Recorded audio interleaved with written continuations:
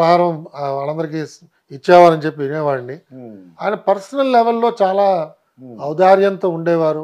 చాలా గొప్ప మనస్సు వారిది. సో ఇలా ఒక్కొక్కళ్ళ గురించి వైఎస్ రాజశేఖర రెడ్డి గారి గురించి చెప్పండి sir, interesting. YS Rajasekhara Reddy గారిది సమయ పాలన చాలా గొప్పగా ఉండేదండి. ఆయన ఒకవేళ ఒక మీటింగ్కి అరగంట సమయం పెడితే 28వ నిమిషానికి మీటింగ్ క్లోజ్ చేసేవారు.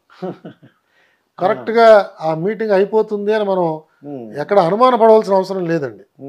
ఆయన 10ంటికి సమావేశం అంటే 5 నిమిషాలు ముందే వచ్చి కూర్చునేవారండి. ఇన్ఫ్యాక్ట్ ఆయన మొట్టమొదటి సమావేశం అలాగే జరిగిందండి. మొట్టమొదటి ఫస్ట్ మీటింగ్ ఆయనతో జరిగినప్పుడు మేమందరం కూడా అటు తిరిగి ఇంకా కబుర్లు చెప్పుకుంటున్నాం. ఆయన రావడానికి టైం పడుతుందండి, ఏదో మనకి టైం అయితే చెప్పారు 10ంటికి ఎక్కడ వస్తారులే ముఖ్యమంత్రి గారు అని మేము అందరం అటు తిరిగి ఏదో మాట్లాడుకుంటున్నాం. మాలో మేము ప్రధాన కార్యదర్శి గారు మేము అందరం కూడా ఒక్క నిమిషం ఎవరో వెనక్కి చూడంగానే ఆయన వచ్చి కూర్చున్నాడు ఆల్రెడీ. ఆ విధంగా రాజశేఖర రెడ్డి గారు ఉండేవారండి. ఆయన సమయపాలన అంటే సమయపాలన. ఒకవేళ ఆయన నిర్ణయించిన సమయంలో ఆ సమావేశంలో తీసుకోవాల్సిన నిర్ణయం తీసుకోలేకపోతే ఆయన క్లియర్గా చెప్పేవారండి, మనం ఇవాళ అనుకున్న సమయం అయిపోయింది, మీరు మళ్ళీ తయారవ్వండి, మీరు ఎప్పుడు కావాలంటే అప్పుడు నేను మళ్ళీ ఇంకో సమావేశం పెడతాను, ఇవాళ ఇంతటితో సమావేశం ముగించేద్దాం అని చెప్పేసేవారండి. అంటే సమయానికి ఆయన ఎక్కువ ప్రాధాన్యత ఇచ్చేవారు. ఎందుకంటే ముఖ్యమంత్రి గారి సమయ పాలన మీద కనీసం 300-400 మంది వాళ్ళ సమయాలని వాళ్ళు పాలించడానికి అవకాశం ఉంటుందండి. ఈయన దగ్గర ఆలస్యం అయిందనుకోండి, ఈ 300-400 మందికి అది ఒక రకమైన అంతేనండి. ఇక్కడ వాళ్ళు పెట్టుకున్న మీటింగ్లు పోతాయి, వాళ్ళు పిలిచిన విజిటర్లు పాపం ఇంకా వెయిట్ చేస్తారు, అవన్నీ కూడా డిలే అయిపోతాయి. అది బహుశా దృష్టిలో పెట్టుకుని రాజశేఖర రెడ్డి గారు ఎప్పుడు కూడా సమయపాలన అంటే సమయపాలన అండి, ఆ విధంగా ఉండేది. ఆయన కక్షపూర్తి చర్యలు ఏమైనా ఉన్నాయంటారా వైఎస్ రాజశేఖర రెడ్డి? ఎక్కడ కనిపించేవి కాదండి. ఆయన ఇన్ఫ్యాక్ట్ ఏ మీటింగ్కి వెళ్ళినా మొదట ఒక 2-3 నిమిషాలు చాలా పర్సనల్గా మాట్లాడేవారు. సడన్గా ఏమిటి ఎల్వి వాళ్ళని చొక్కా చాలా బాగుంది అనేవారు. సో మనం ముఖ్యమంత్రి మన చొక్కాని చూస్తాడని మనం ఇప్పుడు అనుకోం కదా. మనం మీటింగ్ వెళతాం, మనం ఆ మీటింగ్ ఎజెండా అది ఎలా ఉంటుందో ఏమిటో, ఆయన ఎలా అంటారో, ఒప్పుకుంటారా ఒప్పుకోరా, ఇంకా ఏమైనా ఇబ్బందికరమైన విషయాలు వస్తాయా ప్రస్తావనకి, మనం ఏదో వివిధ ఆలోచనలతో వెళతాం. ఆయన ఉన్నట్టుండి చూసి ఏంటి ఎల్వి నువ్వు సనపడిపోయావు ఏమిటి అని అడిగేవారు. మనం దానికి కొంచెం ఉక్కిరి బిక్కిరి అవుతాం, మనం ఎక్స్పెక్ట్ చెయ్యం.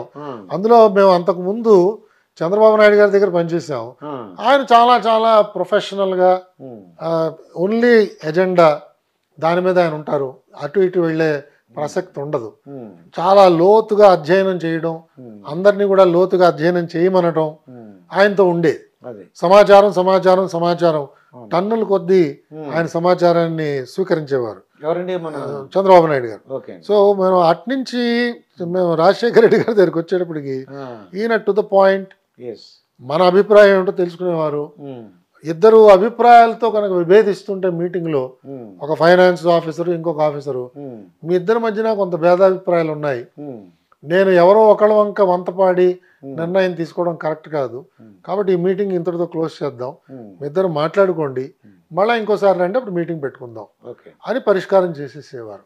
So very practical, time conscious, ఇన్ఫార్మల్గా ఉండేవారు, నవ్వుతూ కూర్చునేవారు, చాలా సూక్ష్మంగా ఆయన గ్రహించేవారు మనం చెప్పిన విషయాలు, దానికి ఉండే పర్యవసనాలను వెంటనే ఆలోచన చేయగలిగేవారు.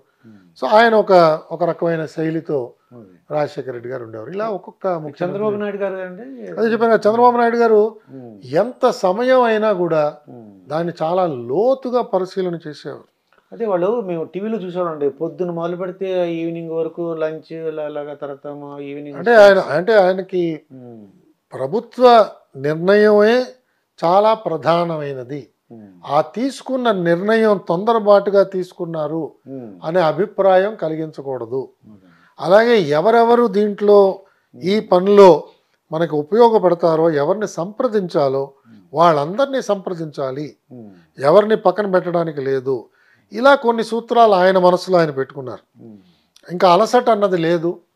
మనిషి ఒకసారి సమావేశంలో కూర్చున్నారంటే ఆయనలో కదలిక ఏమి ఉండదు. ఒక కుర్చీలో ఒకలా కూర్చున్నారంటే ఆ 3 గంటలు 6 గంటలు అదే పోస్చర్లో మీటింగ్ అంతా కూడా ఆయన చేస్తారు. అది. అంత ఓపిక. ఆ విధంగా సమావేశాల్లో ఆయన ఉండేవారు. ఉమ్. రాత్రి అయిపోయింది, 12 అయింది, ఉమ్. ఆ టైంలో కూడా ఇంకా డీటెయిల్స్ అడుగుతూ ఉంటారు ఆయన. ఉమ్. ఏదో ఒక నిర్ణయం తీసేసుకోవచ్చు కదా ఆ. అనే ధోరణి ఉండదు. అది. అది ఆయన శైలి. ఉమ్. ఆ విధంగా చేసేవారు. అలాగే ఇంకా ఏమన్నా ఇంప్రూవ్మెంట్ చేయడానికి స్కోప్ ఉన్నదా, లేదా ఇదేనా, ఇది అంతిమ స్థాయికి మనం చేరామా, ఉమ్. ఇంకా ఏమైనా ఇంప్రూవ్ చేయొచ్చా, ఇంకా ఏమన్నా దీంట్లో నగిషీలు చేయొచ్చా, ఇంకా ఏమన్నా కొత్త అంశాలు ఏమన్నా చేర్చచ్చా, ఉమ్. అమలు చేసే ముందు ఇంకా ఏమైనా ఆలోచన చేయొచ్చా, ఉమ్. వాళ్ళని సంప్రదించచ్చా, వీళ్ళని సంప్రదించచ్చా, ఉమ్. ఇలాగ బహుముఖంగా అవును. ఆయన ఆలోచన చేసేవాడు. అది ఆయన శైలి. అవును. ఇలా ఒక్కొక్కళ్ళది. మా జగన్మోహన్ రెడ్డి గారి ప్రస్తుత జగన్మోహన్ రెడ్డి గారి స్టైల్ ఎలా ఉందంట? ఆయన ఏంటంటే ర్యాపిడ్ ఫైర్ అండి. ఆ. ఆయన నాకే చెప్పారు ఒకసారి లిఫ్ట్లో ప్రయాణం చేస్తున్నప్పుడు, ఉమ్. అన్నా ఆ. ఇప్పుడు మనం ఇదంతా T20 ఆడుతున్నాం. ఇది ఇంత T20. పూర్వంలో లాగా లిమిటెడ్ ఓవర్స్ కాదు, టెస్ట్ మ్యాచ్ అంతకుండా కాదు. ఉమ్. ఇది T20 క్రికెట్ మ్యాచ్. ఉమ్. ఏ రోజుకి ఆ రోజే మన పర్ఫార్మెన్స్ ఉమ్. అని ఒక దృక్పథంతో ఆయన ఉండేవారు. అవును. దాంతో ఏదో ఒక నిర్ణయం త్వరగా తీసేసుకోవాలి. అది. అంతేగాని ఉమ్. ఈ నిర్ణయం బాగా నలగాలి, నలుగురిని సంప్రదించాలి, ఉమ్. అందరినీ తెలుసుకోవాలి, అందరి అభిప్రాయాలు తెలుసుకోవాలి, ఉమ్. ఇంకా లోతుగా పోవాలి. ఇతనికి అనుభవం ఉందా, మనకు సలహా ఇస్తున్న వాడికి అనుభవం ఉందా, ఉమ్. ఇతని బ్యాక్గ్రౌండ్ ఏమిటి, ఉమ్. ఈ బ్యాక్గ్రౌండ్లో ఎవరికి మంచి అనుభవం ఉన్నది, వాళ్ళని సంప్రదిద్దామా, ఉమ్. ఇలాంటి ఆ దూరపు ఆలోచన అదే. నాకు కనిపించలేదండి. ఉమ్. ఒక నిర్ణయం తీసుకోవాలి, అది. నీకు బాగా తెలుసని నేను భావిస్తున్నాను కాబట్టి నిర్ణయం తీసేసుకోవడమే. తీసుకోవడం. కొన్నిసార్లు ఆయన ముందుగానే ఆలోచన చేసేవాడు, ఉమ్. మరి ఆ నిర్ణయం మంచిది అని భావించేవాడు, ఉమ్. ఆ నిర్ణయాన్ని ప్రకటించేసేవాడు. అది. సపోజ్ మనం దాన్ని ఏమన్నా సవరణ చేయడానికి ప్రయత్నం చేస్తే ఆ. అది వద్దన్నా అది పక్కన పెట్టేసి అది అయిపోయింది అలాగో, ఇంకేమైనా ఉంటే చెప్పు అనేవారు. అది. సో ఆ విధంగా ఈయన క్విక్ డెసిషన్ మేకింగ్, అవును. ర్యాపిడ్ ఫైరింగ్ లాగా ఉండేది ఈయనతో. అవును. అన్నీ త్వరగా నిర్ణయాలు చేసేసేయాలి. ఉమ్. అంత త్వరగా నిర్ణయం చేసిన తర్వాత అమలు చేసేటప్పుడు సమస్యలు వస్తాయేమో కదా ఆ. అని మనం చెప్తే ఆ తర్వాత చూద్దాం, అమలు చేసినప్పుడు చూద్దాం ఓకే. అనేవారు. కానీ ఉమ్. అందుకే మనం చూస్తున్నాం ఆయన ప్రభుత్వంలో ఉమ్. అనేక ఆర్డర్స్ కోర్టు కొట్టేయడం కానీ, అవునండి. స్టే ఆర్డర్స్ ఇవ్వడం కానీ అలాంటివి జరుగుతున్నాయి. జరుగుతున్నాయి. అవన్నీ కూడా ఎప్పుడు లేని విధంగా అండి. అవన్నీ కొంచెం మరి ప్రభుత్వానికి అది పరాభవం కింద భావించాలి ఉమ్. యాక్చువల్గా. ఉమ్. బట్ ఆయన దృష్టి ఇలా ఉంటుంది, ఆయన ఆలోచన అలా ఉంటుంది. అది ఆయన శైలి అండి. అంటే మార్నింగ్ ఎన్ని గంటలు వేస్తారంటారు ఇప్పుడు సీఎం గారు? అంటే ఒక్కొక్కళ్ళది ఒక్కొక్క రకమైన అలవాటు అండి. మీరు చూసుంటారు కదా అమ్మా. అంటే సుమారుగా 9:30కి ఆయన మొదట కలుస్తారండి. 9:30కి సుమారుగా అప్పట్లో. అంటే చాలా మంది ఏమంటారంటే పొద్దున్నే 5 గంటలు లేస్తారు, ఎక్సర్సైజ్ చేస్తారు. అయ్యో తెలియదు, మనకు తెలియదు అంటారు. ఆ. ఇవన్నీ మనం వెనుకడే, కానీ నేనేమి ప్రత్యక్షంగా ఉమ్. నాకు అలా చూసే అవకాశం ఎక్కడ లభించలేదు. ఉమ్. ఆయన మొదటిసారి కిందకి రావడం అది 9:30 నుంచి ఆయన దైనందిన కార్యక్రమం స్టార్ట్ అయ్యేది. ఉమ్. నేనున్నప్పటి వరకు నేను చూసిందండి. ఆ. 6-6:30 కల్లా ఆయన అంతా పెట్టేబేడ సర్దేసుకోవడం, ఉమ్. దుకాణం మూసేవారు ఆయన. 6కి అంతే. సో మనం అలాగే వీకెండ్స్ ఆయన వచ్చేవారు కాదు. ఓకే. శని ఆదివారాలు సర్వసామాన్యంగా, ఉమ్. అంటే ప్రభుత్వానికి హాలిడే ఉంటే ఉమ్. ఆయనకు కూడా హాలిడేనే. అది. ఆ విధంగా ఎవరిని కూడా పిలిచేవారు ఇబ్బంది కాదు. పెట్టడం కానీ. కొద్ది మందిని మరీ అవసరం అయితే పిలిచేవారు, లేకపోతే ఉమ్. అంటే అట్లీస్ట్ అధికారుల్ని, అవును. ఆయన పేషీ స్టాఫ్ని బహుశా పిలిచేవారేమో నాకు తెలియదు. ఉమ్. బట్ నాలాంటి వాళ్ళు ఎవరిని కూడా పిలిచేవారు కాదు. అది ఆయన శైలి అండి. అయితే ఇప్పుడు రీసెంట్గా చంద్రబాబు నాయుడు గారు అరెస్ట్ అయ్యారండి. అంటే నా ఉద్దేశం ఏంటంటే అయ్యా, చాలామంది జయలలిత, లాలూ ప్రసాద్ యాదవ్, మధు కోడా, అలాగే ఓం ప్రకాష్ చౌతాలా ఫ్రమ్ హర్యానా, వీళ్ళు చీఫ్ మినిస్టర్గా ఉండి అరెస్ట్ అయిన వాళ్ళండి. ఇప్పుడు చంద్రబాబు నాయుడు గారి కన్నా ఇప్పుడు అరెస్ట్ అయ్యారు కాబట్టి, ఇటువంటి అరెస్ట్ అయినప్పుడు మీలాంటి ఆఫీసర్లు ఈ తప్పు చేస్తే మనం ఫ్యూచర్లో ఇబ్బంది పడతామండి, వద్దండి అలాగే చెప్పరా సార్ వాళ్ళు? అంటే నా దృష్టిలో అందరూ చెప్తారండి. ఉమ్. కొన్నిసార్లు మనం చెప్తున్నా ఉమ్. వాళ్ళు గ్రహించకపోవచ్చు, ఓకే. వాళ్ళకి తాత్కాలికంగా ఇది లాభం అని అనిపించవచ్చు, ఉమ్. వాళ్ళకి రాజకీయ ప్రయోజనం అందులో ఏమన్నా కనిపించవచ్చు. కొన్నిసార్లు సలహా చెప్పేవాళ్ళు ఉమ్. గట్టిగా చెప్పలేదేమో అని ఒక అనుమానం కూడా మనకు రావచ్చు. ఉమ్. ఇలాంటి అనేక అవకాశాలు ఉన్నాయండి. అదే. ఎందుకంటే అక్కడ ఉన్న అధికారులందరూ అనుభవంతో ఉన్న వాళ్ళే ఉంటారు. అవును. కనీసం 20 సంవత్సరాలు 30 సంవత్సరాలు అవును. సర్వీస్లో ఉన్నవాళ్లే ఉంటారు అధికారుల కింద. ఉమ్. అలాగే ఆయనతో ఉన్న మంత్రులకు కూడా అపారమైన అనుభవం ఉంటుంది, అవును. సలహాదారులు కూడా అనుభవం ఉన్నవాళ్ళే ఉంటారు. అవును. కాబట్టి వీళ్ళందరూ కూడా జాగ్రత్తగా ఇవన్నీ బేరీజ్ వేసి ఉమ్. ఆయనకి సలహా ఇచ్చే ఉంటారని నేను భావిస్తున్నాను. కానీ ఈయన చంద్రబాబు నాయుడు గారు ఇప్పుడు జైల్లోకి వెళ్ళారంటారు, రాజమండ్రి జైల్లోకి వెళ్ళారు. అవును, అవును. అంటే ఇది కక్ష పూర్తి చర్య అంటారా, లేదంటే నిజంగా తప్పు చేసుకుంటారంటారా? అంటే మనకి ఇంకా వివరాలు ఏమీ రాలేదండి బయటికి. ఇవాళ ఇంతవరకు మనకు తెలిసిన వివరాలు చాలా పాక్షికంగా ఉన్నాయి. అంటే సంజయ్ అని ఏపీ సిఐడి చీఫ్ ఏం చెప్తారంటే 16 చోట్ల సంతకం పెట్టేశారు. ఇప్పుడు సంతకాలు పెట్టవలసిన అవసరం ఉంది, ముఖ్యమంత్రి కార్యదర్శులు మంత్రులు పెట్టవలసిన అవసరం ఉంది.